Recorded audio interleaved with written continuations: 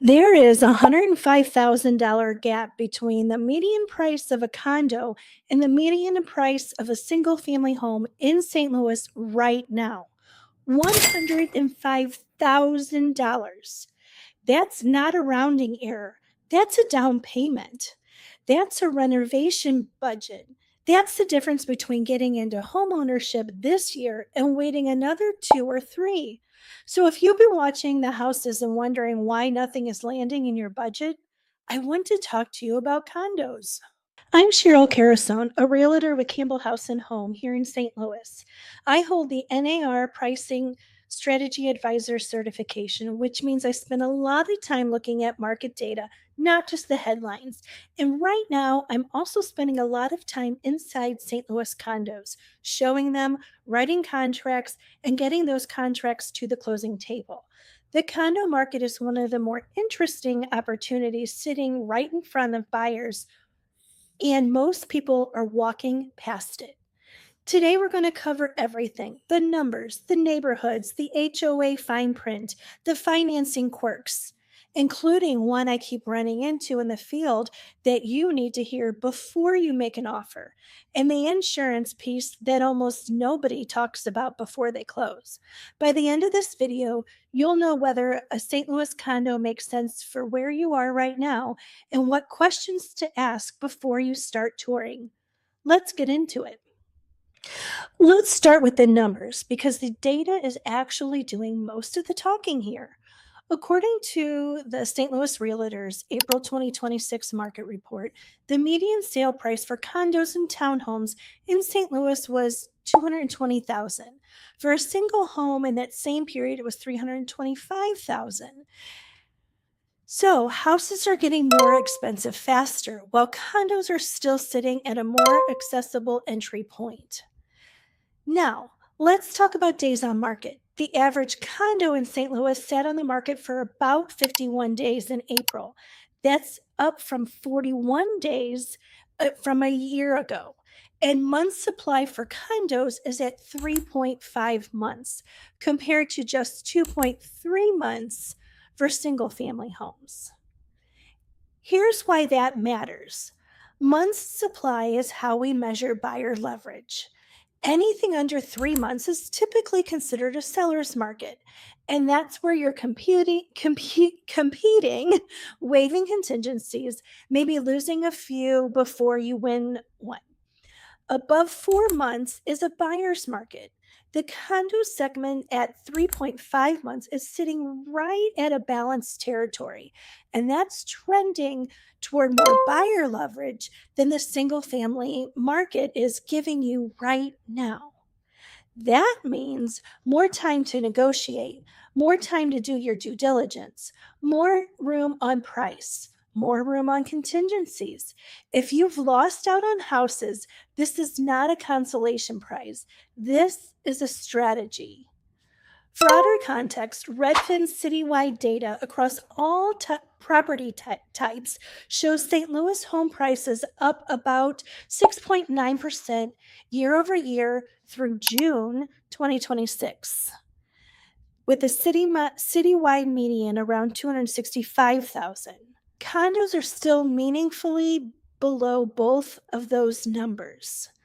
The point isn't to overwhelm you with sources. The point is that this gap is real. It's consistent across multiple data sources, and it's significant enough to change what's possible for a lot of buyers in this market.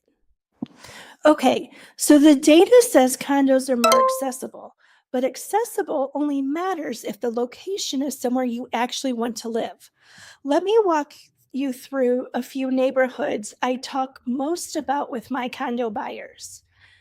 Downtown St. Louis. Downtown is a loft country. You're looking at converted historic buildings, old warehouse space, exposed brick, big, beautiful windows, high ceilings. Walk to Busch Stadium, walk to the Gateway Arch grounds, Metrolink and city bus routes give you the real transit options, which matters when you're factoring parking costs or if you're in a one-car household. The trade-off in downtown is that the neighborhood is still evolving. Some blocks are fantastic, others are quieter than you'd want. Location within downtown matters a lot, and that's something I walk through my clients through building by building. The Central West End is one of my favorite conversations with condo buyers. You're walking distance from Wash U Medical Center, Barnes Jewish Hospital, surrounded by some of the best restaurants and retail in the city, and you're in a neighborhood with real architectural character. Condos here trade at a premium for a reason. If your budget stretches to it and your lifestyle fits, and especially if you work in the medical corridor, this neighborhood is hard to beat. Soulard and Lafayette Square are two historic districts that give you something you just can't replace in newer building: streetscape. Brick sidewalks, tight blocks, neighbors you can actually get to know, local bars and restaurants that have been there for 30 years.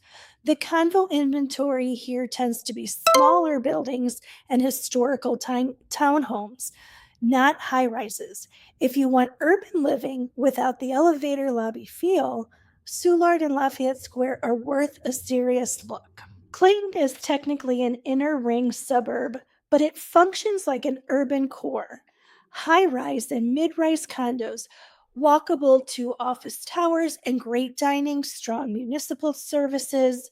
For professionals who want urban density but don't want to navigate city parking or city services, Clayton is consistently one of the most compelling condo markets in the entire St. Louis region. The Grove, Midtown, and the Delmar Loop are the corridors worth seeing that are continuing to develop. Their new builds and conversions, they're near art venues, transit, and nightlife. If you want to be in an area with momentum and you're comfortable being an early adopter, there are price points here across a wider range than you'd find in the Central West End or Clayton. The right fit depends on your commute, your lifestyle, and what your budget actually buys in each neighborhood.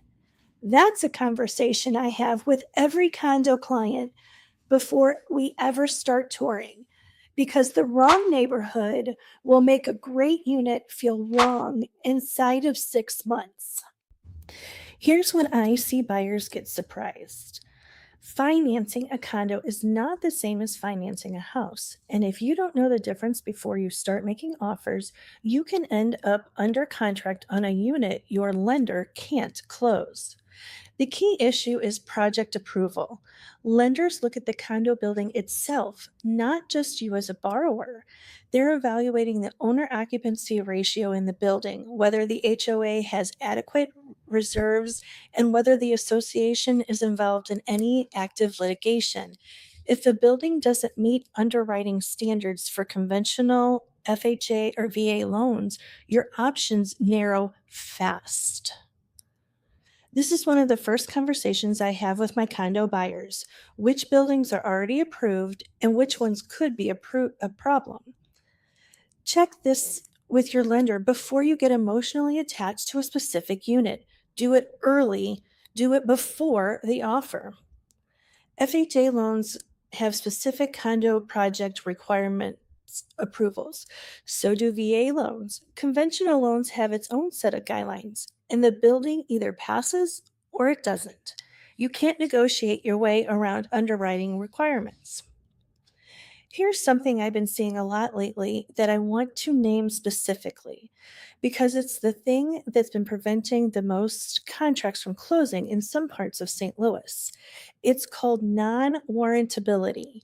When a condo building doesn't meet Fannie Mae or Freddie Mac's projected guidelines because of a lower owner occupancy rate, too many units owned by a single investor, active litigation, or underfunded reserves, it gets classified as non-warrantable.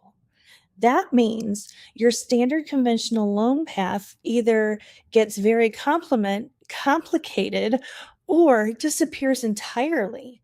The buyer's qualified, the unit is great, but the building itself fails the test. I've watched that kill deals that should have closed, and it's frustrating every single time. The good news, there are paths forward. Portfolio loans through local banks and credit unions, non QM products designed for exactly this situation. But you need to, but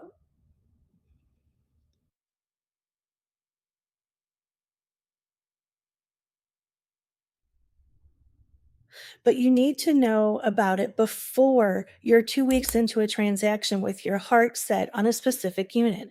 That's where I come in. I know which building in St. Louis have had warrantability issues, and I know the lenders set up to handle both paths. We figure that out from the beginning, not the finish line. Every condo comes with an HOA. That's just the deal. But HOAs vary enormously, and the document review before you buy is where a lot of buyers either protect themselves or miss something important. The HOA governs more than landscaping. Rules typically cover pets, rentals, short term rental restrictions, noise, balcony use, and common area access. In historic conversations, enforcement can be stricter and more community driven. In newer buildings, the HOA often covers amenities like fitness centers, rooftop decks, secure parking that offset some of the monthly fee when you factor in what you'd pay otherwise separately. The thing I always make sure my buyers read carefully is about the reserve fund. A building with an underfunded reserve fund can mean a special assessment in your future.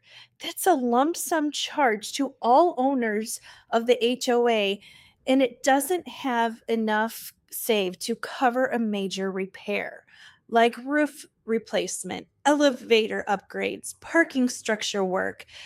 These are not just small numbers. Before you finalize, I recommend reviewing the full HOA document package, bylaws, meeting minutes, the last 2 years, and the most recent budget. Look for pending litigation, deferred maintenance discussions, and the reserve study. This is not optional due diligence. It's the kind of thing that can change whether you make the offer at all. The Missouri Real Estate Commission set the disclosure requirements for condo purchases, including what sellers and associations are required to provide. Your real estate attorney can walk you through exactly what you are entitled to receive and how to read it. I am here to help you with that, and so is your lender. Insurance for a condo works differently than insurance for a house, and this is the piece that surprises most first time condo buyers. As an owner, you'll typically carry a policy. This policy covers the interior of your unit, the personal property, and the personal liability. The HOA carries the master policy on the building structure and the common areas. The part that matters and the part that people miss is the act in their action between the two policies, specifically deductibles. Some master policies have very high deductibles, which means if there's a water loss that originates from your unit and affects common areas or other units, you could be responsible for the master policy deductible. That number can run into the tens of thousands of dollars. So, before you close, sit down with a professional insurance licensed personnel and walk through exactly how the master policy and your homeowner's insurance policy interact. Ask specifically about the master policy deductible and how your policy responds to it. Don't assume the master policy covers everything. It almost never does. Here are some frequently asked questions that I get most often, and let me walk through them pretty fast. Are condos in St. Louis more affordable than single family homes right now? Yes, by a meaningful margin. I've seen gaps in this market, and it's a real entry point for first-time buyers and downsizers. How has the condo market changed between 2025 and 2026? It is more balanced. The single family market moved the other direction. Tighter inventory, stronger price growth. What should I know about homeowners association fees before buying? Read the entire document, just not the monthly fee. The reserve fund balance is more important than the monthly number. An underfunded reserve is a special assessment waiting to happen. Is it harder to sell a condo than a house in St. Louis? It actually does take a bit longer. Well priced condos in good condition still sell. Pricing strategy and presentation matter more in a segment where buyers have more choices. What is a non warrantable condo and how should I be worried about it? It means that the building doesn't meet Fannie Mae or Freddie Mac's guidelines, so conventional financing gets complicated or unavailable. Ask a question before the offer goes in. Here's the bottom line. The St. Louis condo market is giving buyers leverage right now in a way that the single family market isn't. The price gap is real. The inventory advantage is real. The financing and HOA complexity is also real, which is exactly why you want someone in your corner who knows how to navigate it. I have built my practice on knowing this market, the buildings, the neighborhoods, the HOAs that are well run and the ones that aren't, and which ones are going to give your lender heartburn before you ever give an inspection.